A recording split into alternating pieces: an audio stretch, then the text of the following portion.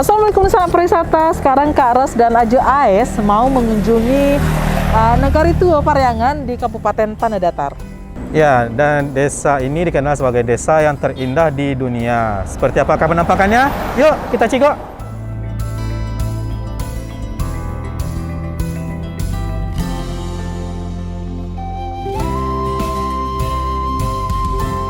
Nagari Paryangan berjarak sekitar 73 km dari Bandara Internasional Minangkabau atau kurang lebih 2 jam perjalanan darat.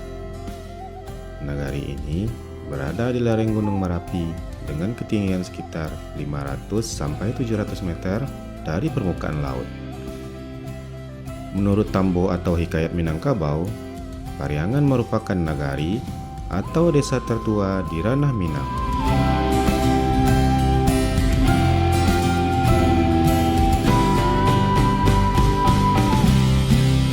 Pada akhir tahun 2012 yang lalu, Paryangan dinobatkan sebagai salah satu dari 5 desa terindah di dunia versi majalah pariwisata internasional Travel Budget.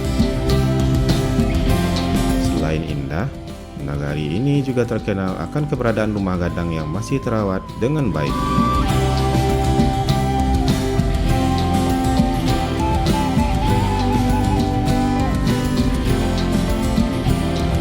Dan di negari ini kita juga bisa menemukan sebuah masjid bersejarah di Minangkabau yang akan kita bahas pada episode berikutnya.